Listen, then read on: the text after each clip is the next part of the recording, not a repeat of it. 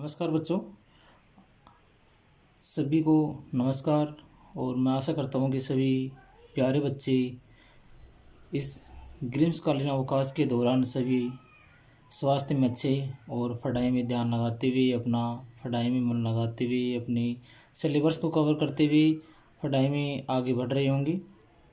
आज हम class 10th के सब्जेक्ट मैथ का चैप्टर फर्स्ट वास्तविक संख्याएं रियल नंबर्स के बारे में अध्ययन करेंगे। फर्स्ट चैप्टर को हम प्रोग्रेस करेंगे। आज 10th क्लास का फर्स्ट सिलेबस का मैथ का जो सिलेबस है उसका फर्स्ट चैप्टर है वास्तविक संख्याएं। देखो, वास्तविक संख्याओं में पहला टॉपिक के संबंधित अध्ययन करने से पहले हम क्लास 9 से संबंधित इसको अध्ययन करते हैं। हमने क्लास 9th में एक परिमेय संख्या के बारे में अध्ययन किया। परिमेय संख्या के बारे में अध्ययन किया कि परिमेय संख्या होती क्या है। तो परिमेय संख्या ऐसी संख्या है जिनको हम p/q के रूप में लिख सकते हैं, जहाँ q का मान ≥0 होगा, p और q को पूर्णांक होंगे। ऐसी संख्याओं को हम परिमेय संख्या कहेंगे। इसके अलावा ऐसी संख्या जिसका प्रसार शांत हो, जिस संख्या का प्रसार शांत होगा वह परिमेय संख्या होगी।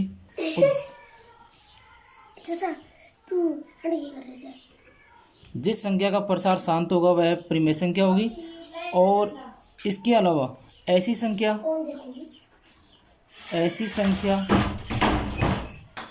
जिसका प्रसार अशांत हो परंतु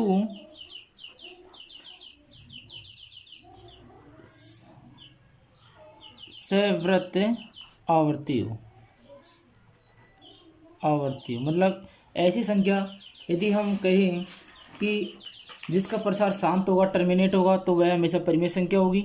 और जिसका प्रसार अशांत होगा तो वह अपरिमेय संख्या हो सकती है। लेकिन यदि इसका आवर्ती हो, रिपीटिंग हो, तो वह परिमेय संख्या होगी। मतलब यदि प्रसार शांत है तो परिमेय संख्या होगी, और प्रसार अशांत है लेकिन आवर्ती है तो परिमेय संख्या होगी। और यदि प्रसार अशांत है और अनावर्ती है, किसी की आवृत्ति नहीं हो रही, तो वह अपरिमेय संख्या है। इसका अध्ययन हमने क्लास 9th में ज्ञात किया। इसके आगे हम किसी भी संख्या का HCF व LCM क्लास 9th में भी भागफल विधि से ज्ञात किया, अभाज्य गुणनखंड विधि के द्वारा ज्ञात कर सकते हैं। लेकिन क्लास 10th का पहला टॉपिक इसमें आता है, वेरी वेरी इंपॉर्टेंट एग्जाम की दृष्टि से, यूक्लिड विभाजन प्रमेय का। यूक्लिड विभाजन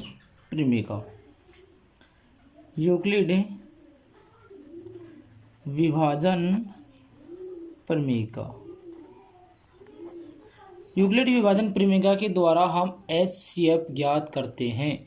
दो संख्याओं का HCF ज्ञात करने के लिए हम यूक्लिड विभाजन प्रमेय का उपयोग करते हैं।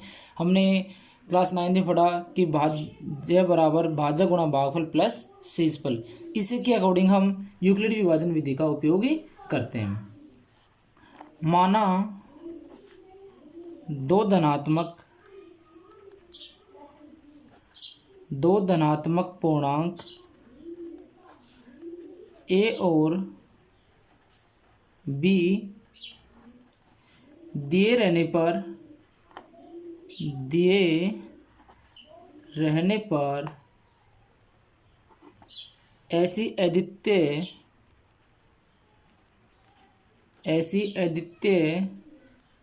पूर्ण संख्या Q और आर विद्यमान है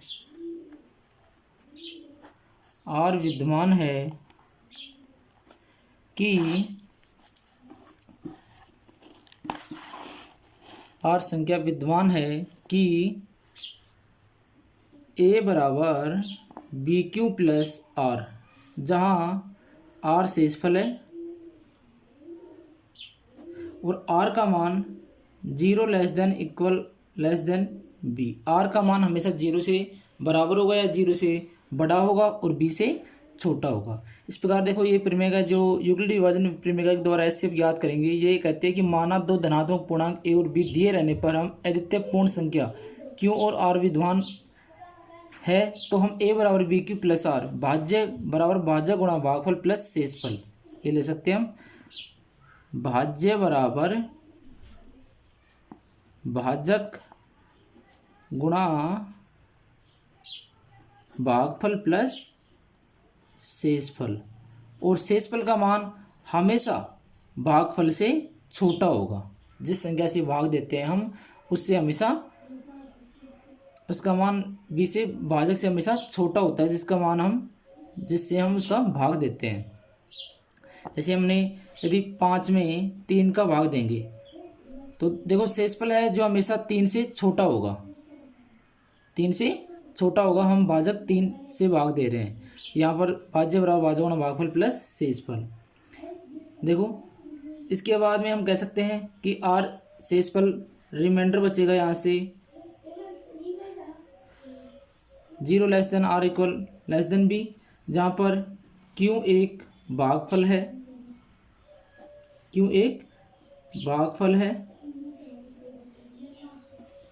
क्यू सेंटर नंबर है। तो हम इसके द्वारा एक एचसीएफ ज्ञात कर सकते हैं। जैसे हम एक क्वेश्चन लेते हैं कि 135 और 225 का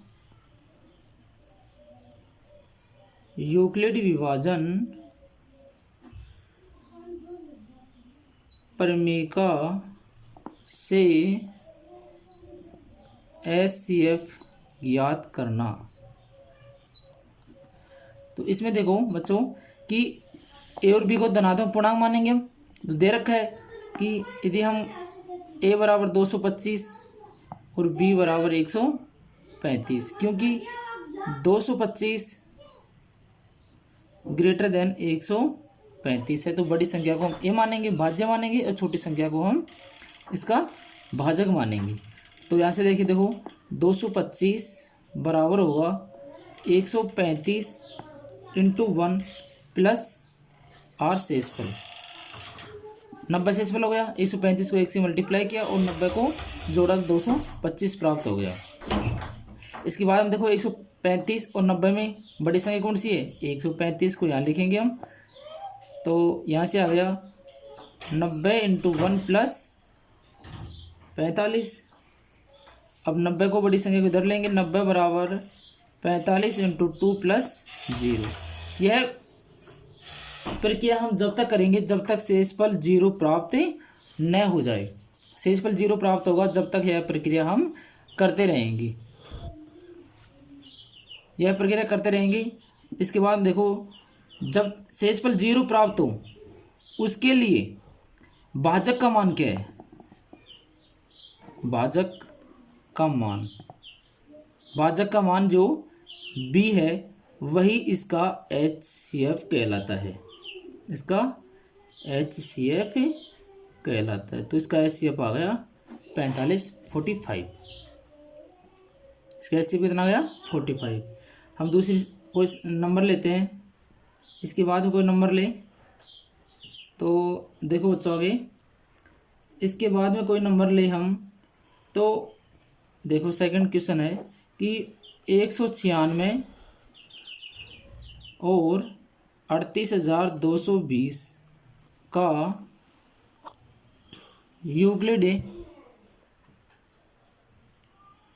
यूक्लिड विभाजन प्रमेयिका से HCF ज्ञात करना।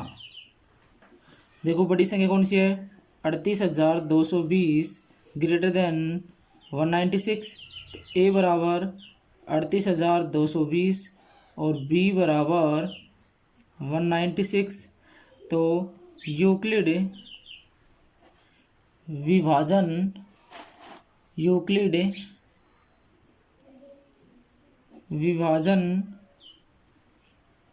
प्रेमिका से ए बराबर बी क्यू प्लस आर, जहाँ 0 less than equal R less than B, इसका मान इसके बराबर हो जाएगा। तो यहाँ से देखिए हम कि 38,220 बराबर 196 इंटू, अब इसको 195 से मल्टीप्लाई करें और तो शेषफल कितना आएगा, इसमें 0 आएगा। अब यह प्रक्रिया एक ही स्टेज में 0 हो गई, शेषफल कितना हो गया, 0 हो गया। अब देखो बच्चों, इसमें इसका एक बार इसको मल्टीप्लाई किया तो इसका शेषफल कितना हो गया, 0 हो गया। तो यहाँ पर कितना आ रहा है, इसका फर्स्ट में 0 हो रहा है, तो इसका HCF बराबर हो जाएगा 1। इसका HCF कितना होगा, 1 हो जाएगा। इसके बाद में हम देखते हैं 846, 867 और 255 का यूक्लिड विभाजन से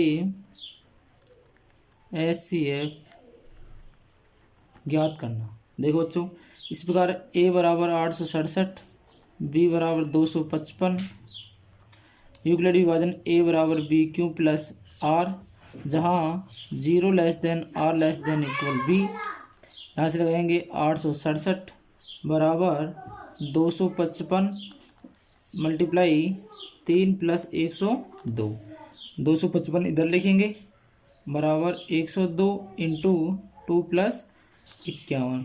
अब 102 को इधर लिखेंगे, बड़ी संख्या है, 51 को इधर लिखेंगे, इसको 2 से मल्टीप्लाई करेंगे, 102 हो गया और प्लस में 0। तो इसका HCF भाजक बराबर हो गया 51। HCF कितना है इसका, 51। इस प्रकार हम यूक्लिड विभाजन विधि के द्वारा HCF ज्ञात कर सकते हैं। अब इसके अकॉर्डिंग हम आगे 1.1 के क्वेश्चन करते हैं। 1.1 के क्वेश्चन ज्ञात करते हैं कि हम यूक्लिड विभाजन विधि के द्वारा देखें 3 क्वेश्चन, इसके अकॉर्डिंग हम इसका HCF ज्ञात कर सकते हैं। इसके बाद में इसके में सेकंड क्वेश्चन हो रहा है कि कोई भी धनात्मक विषम पूर्णांक 3q 6q plus 1 6q plus 3 6q plus 5 के रूप का होगा। मतलब कोई भी धनात्मक विषम पूर्णांक 6q plus 1 6q plus 3 6q plus 5 के रूप का होगा, ये हमें दर्शाना है। देखो, माना कोई पूर्णांक ए है, तो ए को हम लिख सकते हैं यहाँ से कि ए बराबर कोई पूर्णांक है, यहाँ से बी क्यू है, बी क्यू है। तो यूक्लिड विभाजन से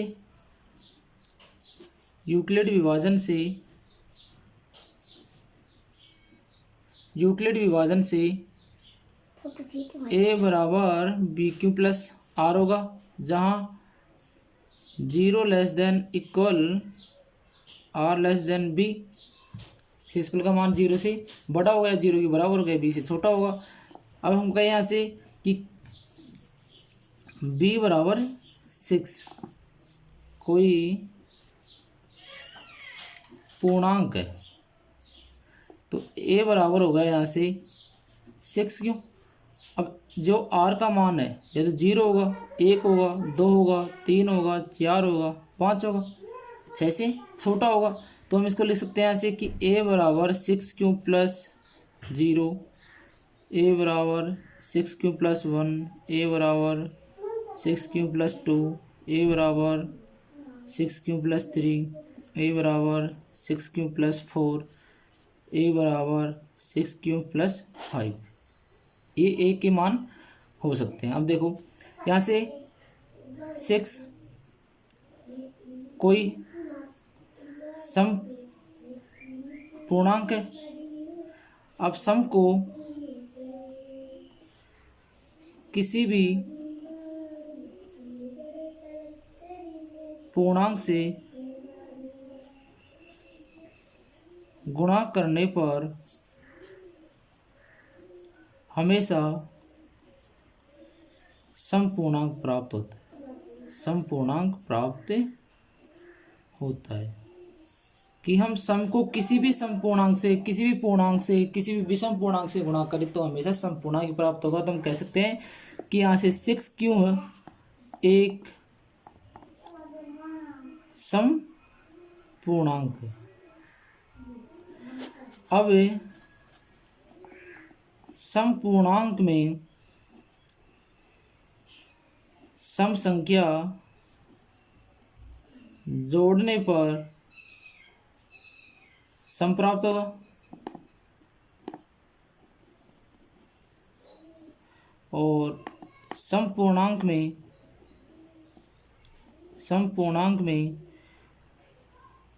विषम संख्या जोड़ने पर विषम संख्या प्राप्त होती है। तो हम कह सकते हैं कि 6 क्यूब संपूर्णांक है, तो 6 क्यूब संपूर्णांक में सम संख्या जोड़ेंगे तो सम प्राप्त होगा, और विषम पूर्णांक जोड़ेंगे तो विषम पूर्णांक प्राप्त होगा। अब यदि हम 6 क्यूब में, यहाँ से बच्चों देखो, यदि हम 6 क्यूब में 1, 3, 5 विषम पूर्णांक जोड़ते हैं, जोड़ने पर विषम पूर्णांक ही प्राप्त होता है। तो हम कह सकते हैं कि 6 क्यूब + 1, 6 क्यूब + 3, 6 क्यूब + 5 एक धनात्मक विषम पूर्णांक है। एक धनात्मक विषम पूर्णांक है तथा 6 क्यूब + 2, 6 क्यूब + 4 एक धनात्मक समपूर्णांक है। इस प्रकार में यूक्लिडी विभाजन का उपयोग करते हुए किसी भी संख्या को, किसी भी पूर्णांक को विषम पूर्णांक सिद्ध कर सकते हैं और समपूर्णांक सिद्ध कर सकते हैं। ठीक है बच्चों, सेकंड क्वेश्चन है कि यूक्लिडी विभाजन परिमेय का प्रयोग करके दर्शाइए कि किसी धनात्मक पूर्णांक का घन 9m 9m + 1 9m + 8 के रूप का होता है। कि यूक्लिड विभाजन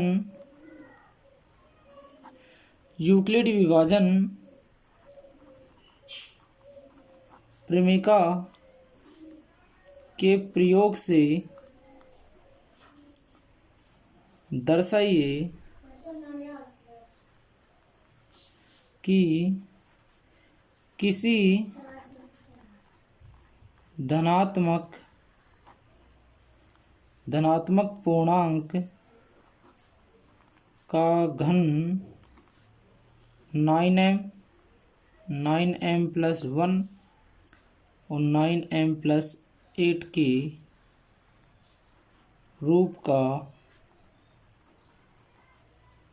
होता है। ये हम सिद्ध करेंगे। देखो, माना कोई पूर्णांक, कोई धनात्मक पूर्णांक, कोई धनात्मक पूर्णांक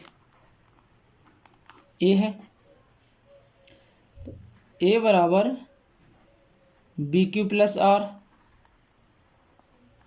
यूक्लिड विभाजन से हम जानते हैं, जहाँ 0 less than R less than B. अब देखो यहाँ पर 9m+1 और 9m+8, ये रूप हम सिद्ध करेंगे जब किसी धनात्मक पूर्णांक का घन करेंगे, मतलब क्यूब करेंगे, इसकी पावर 3 करेंगे। तो माना ए बराबर 3q कोई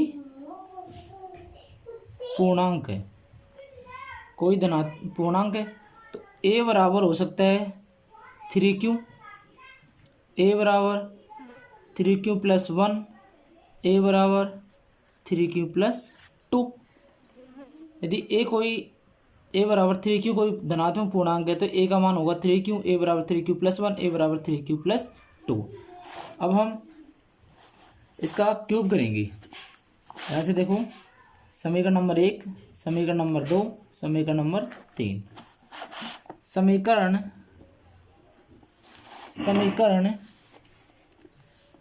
1 का घन करने पर, 1 का घन करेंगे तो यहाँ से हो गया ए बराबर 3q का क्यूब कर देंगे यहाँ से, तो यहाँ से हो गया ए क्यू बराबर होगा 3q का होल क्यूब, यहाँ से होगा 27 क्यू क्यूब। अभी देखो, इसको हम कह सकते हैं यहाँ से कि 9 को हम कॉमन ले लें और 3 क्यूब है इसको अलग से ले लें। तो माना कि 3q बराबर m, यहाँ से होगा 9m। ए क्यू बराबर कितना आ गया? 9m। अब समीकरण सेकंड का घन क्यूब करने पर, ए क्यू बराबर 3q+1 का होल क्यूब, तो ए क्यू बराबर हो जाएगा यहाँ से 27 ए क्यू +1 9q इंटू 3q+1। हम जानते हैं यहाँ से कि a + b का होल क्यूब बराबर होता है A cube + B cube + 3ab into a + b। तो यहाँ से होगा 27 ए क्यू +1 +27q² + 9q। देखो बच्चों, इसमें हम 9 कॉमन ले लें तो यहाँ से बचेगा 3a² + 3a² प्लस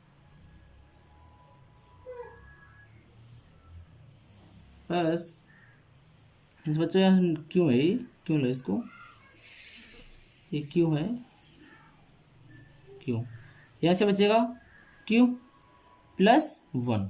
अब हम मान सकते हैं ऐसे कि 3q + 3q² + q बराबर m। तो यहाँ से आ गया 9m+1। इसी प्रकार समीकरण 3 का क्यूब करने पर, घन करने पर, ए क्यू बराबर 3q+2 का होल क्यूब, तो यहाँ से हो जाएगा 27 q³ + 8 + 6q × 6 × 3 से मल्टीप्लाई होगा 3aq इंटू 3q + 2। तो यहाँ से हो जाएगा इसका 27 q³ + 8 प्लस 36 18, 18 54, यहाँ से हो गया 54 क्यू स्क्वायर प्लस 36 क्यू। देखो बच्चों, इसमें हम 9m कॉमन करेंगे तो 9 कॉमन ले लेते हैं और यहाँ से बच जाएगा 3 Q square plus 6 Q square plus 4 Q plus 8। अब हम इसकी जगह m मान लेते हैं तो 9m प्लस 8। तो किसी धनात्मक पूर्णांक का घन करने पर, क्यूब करने पर वह 9m प्लस 1 9m प्लस 8 के रूप का अस्तित्व में होता है। इस प्रकार हम किसी भी धनात्मक पूर्णांक को एक यूक्लिड विभाजन विधि के द्वारा सिद्ध कर सकते हैं। देखो बच्चों, इसमें हमने m को क्यों माना, देखो 3 क्यू m बराबर m माना है तो m है जो 3 से विभाजित है और q क्यूब से विभाजित है। तो यहाँ पर देखो ये 3 से भी भाग जा रहा है पूरा और एक क्यूब से भी विभाजित होगा तो इसको हम m के बराबर मान सकते हैं। आगे देखो बच्चों, अब तक हमने एक ज्ञात किया यूक्लिडी विभाजन विधि। यूक्लिडी विभाजन विधि में इतना ही था कि दो धनात्मक पूर्णांक a और b दिए रहने पर ऐसी द्वितीय पूर्ण संख्या b और r विद्यमान रहती है कि a बराबर बी क्यू प्लस आर, जहाँ पर 0 लेस देन r, जहाँ पर 0 less than equal r less than b कि शेषफल का मान हमेशा b से छोटा होगा और 0 के बराबर या 0 से अधिक होगा। हमने से भाज्य बराबर भाजक गुना भागफल प्लस शेषफल का मान हमेशा भाजक से छोटा होता है। तो हम यूक्लिड विभाजन विधि का उपयोग करते हुए सबसे बड़ी संख्या को a मानेंगे और छोटी संख्या को b मानेंगे और a बराबर बी क्यू प्लस आर का उपयोग करते हुए जब तक यूज करेंगे जब तक शेषफल 0 प्राप्त न हो जाए। और शेषफल 0 प्राप्त हो उसके लिए भाजक का मान क्या है, भाजक का मान ही उसका HCF कहलाएगा। इसका अगला टॉपिक लेते हैं हम अंकगणित की आधारभूत प्रमेय। अंकगणित की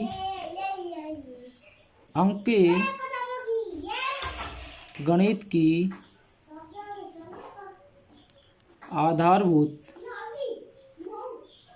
प्रमेय। अंकगणित की आधारभूत प्रमेय क्या कहती है बच्चों कि fundamental theorem of arithmetic, fundamental theorem of arithmetic.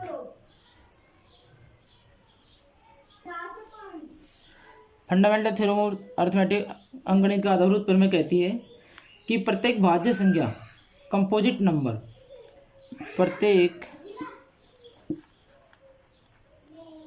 भाज्य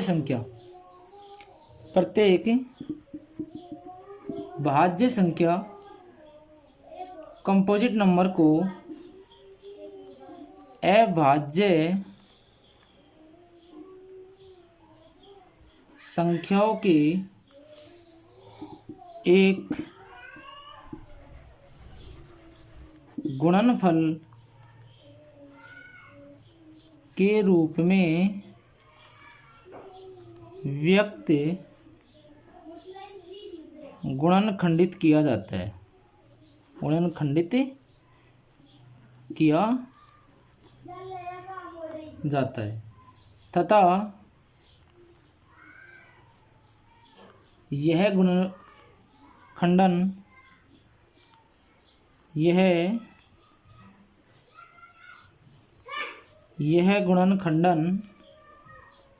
अभाज्य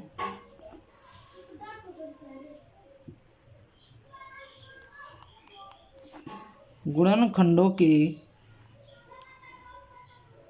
आने वाले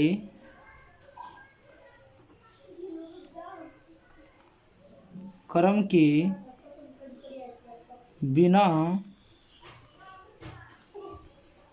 अद्वितीय होता है। मतलब इसमें क्या होता है कि एक प्राकृत संख्या का अभाज्य गुणनखंड उसके गुणनखंडों के क्रम के बिना अद्वितीय यूनिक वे प्रकार का होता है। एक प्राकृत संख्या का अभाज्य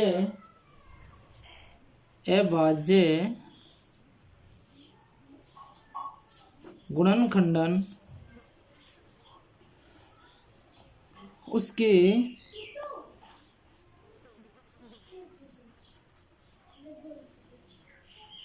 गुणनखंडों के क्रम के बिना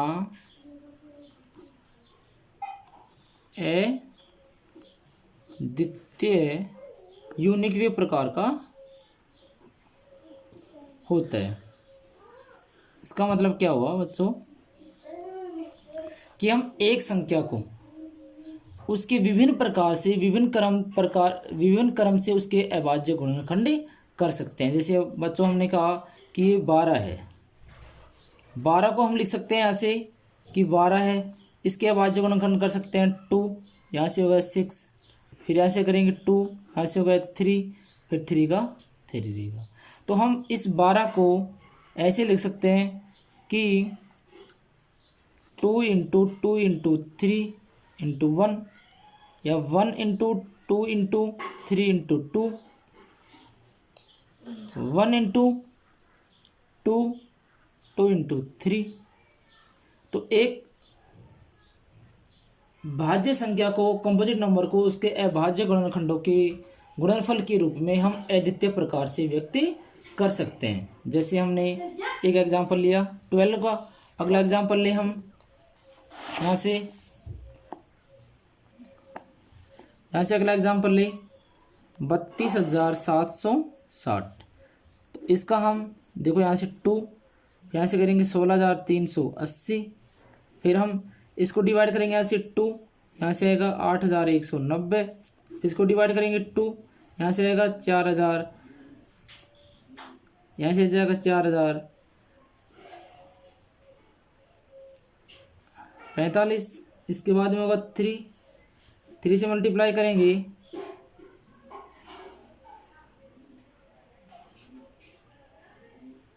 देखो तो यहाँ से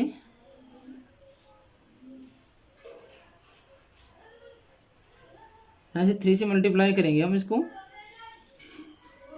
2 से डिवाइड करेंगे तो यहाँ से आएगा 5, इसको हम 3 से डिवाइड करेंगे तो यहाँ से आएगा 39, 13, 6, 5। इसके बाद में इसको डिवाइड करेंगे 3, इसको करेगा 455, इसको करेंगे हम 5, इसको करेंगे 91, इसके बाद हम 3, इसको करेंगे 13।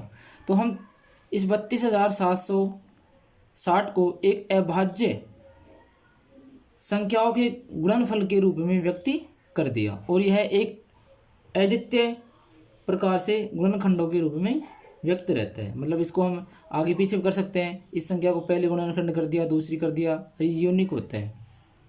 एग्जाम में वेरी वेरी इंपॉर्टेंट क्वेश्चन आते हैं, 1 नंबर में क्वेश्चन आते हैं इस अंकगणितीय आधारभूत प्रमेय के आधार पर। इसके आगे सेकंड पोर्शन इसका, दो संख्याओं के HCF व LCM में संबंध याद करो। यदि 2 संख्या दे रखी है तो उसका LCM और HCF में क्या संबंध होगा। देखो दो संख्याओं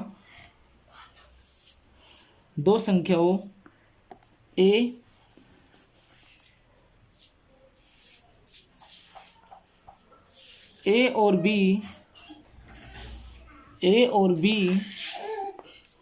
है तो A और B का HCF व LCM में संबंध A गुणा B बराबर होगा HCF गुणा LCM।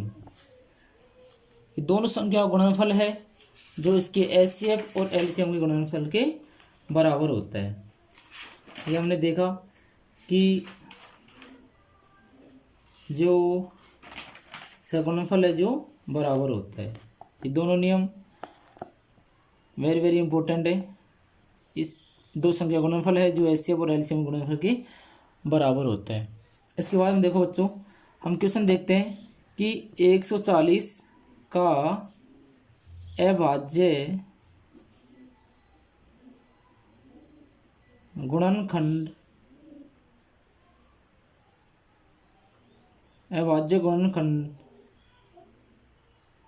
से HCF ज्ञात करना। मतलब 140 का अभाज्य गुणनखंड इसमें एक संख्या और लूँ 20 का अभाज्य गुणनखंड के से HCF ज्ञात करना। देखो 140 का अभाज्य गुणनखंड करेंगे हम तो 2 70 2 35 35 के बाद में 5 से जाएगा 7 फिर 7 फिर 1 20 का करेंगे हम 2 से 10 2 से 5 5 से 1। देखो बच्चों 2 को मना रहा है फिर 2 को मना रहा है फिर 2 को मना, तो इसका HCF हो गया 2 इंटू 2 इंटू 5 बराबर 20। और इसके बाद में हम देखते हैं इसका अगला नियम कि 196 को अभाज्य गुणनखंडों के गुणनफल के रूप में व्यक्त करना। कि किसी भी संख्या को हम अभाज्य गुणनखंडों के गुणनफल के रूप में व्यक्त किस प्रकार करते हैं। देखो बच्चों 146 है उसको इसी प्रकार करेंगे 2 से देंगे, फिर सबसे पहले भाग 2 का भाग जा रहा है इसमें 9 8 फिर 2 से भाग देंगे 4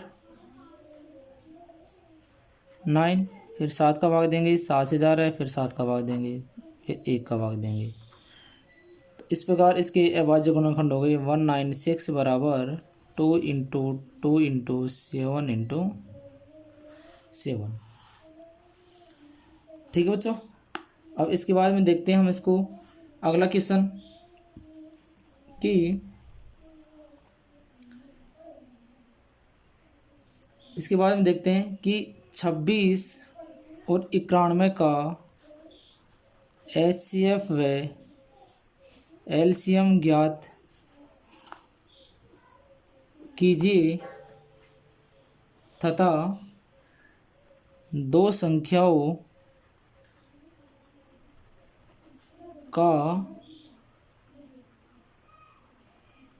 गुणनफल बराबर HCF इंटू LCM होता है, ये अपने को सिद्ध करना है। तो देखो बच्चों सबसे पहले हम 26 के अभाज्य गुणनखंड करेंगे 2 13 फिर 13 गया फिर 1।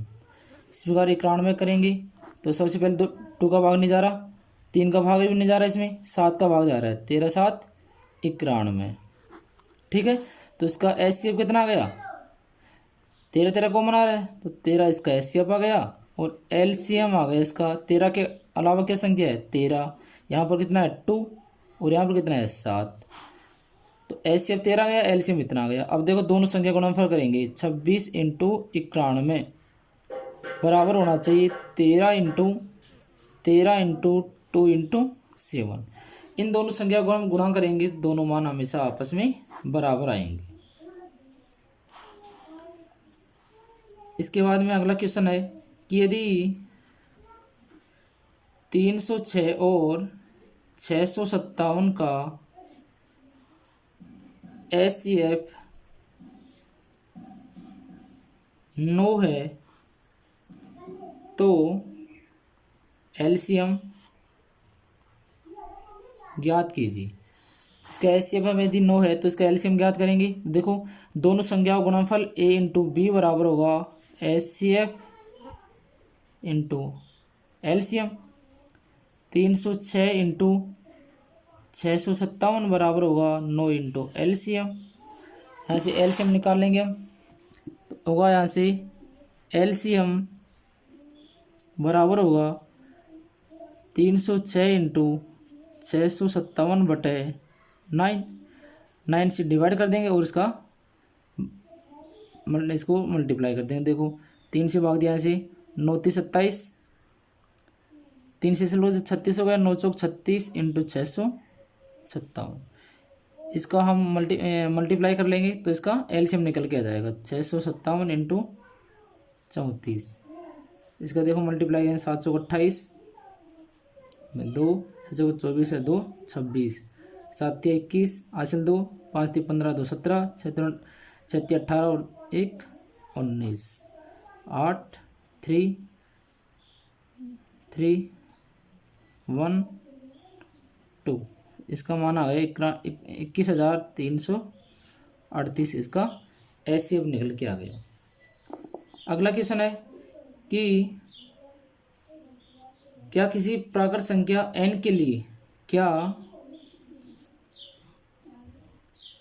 किसी प्राकृत संख्या n के लिए 6 की पावर n अंक 0 पर समाप्त हो सकता है। मतलब 6 की पावर n कोई प्राकृत संख्या है और n भी कोई प्राकृत संख्या है, तो क्या n का मान हम प्राकृत संख्या कोई रखे तो ये 6 की पावर n का मान 0 पर समाप्त होगा। इसको सिद्ध करने के लिए देखो बच्चों, कि किसी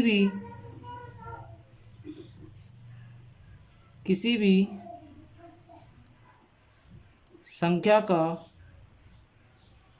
इकाई का अंक 0 तभी होता है जब गुणनफल में 2 और 5 हो। देखो हम 6 की पावर n को लिख सकते हैं हम 2 इंटू 3 की पावर n। यहाँ पर 2 है लेकिन 5 नहीं है, यहाँ पर 5 नहीं है, तो हम कह सकते हैं कि 6 की पावर n का अंक n के किसी भी मान के लिए 0 पर समाप्त नहीं हो सकता।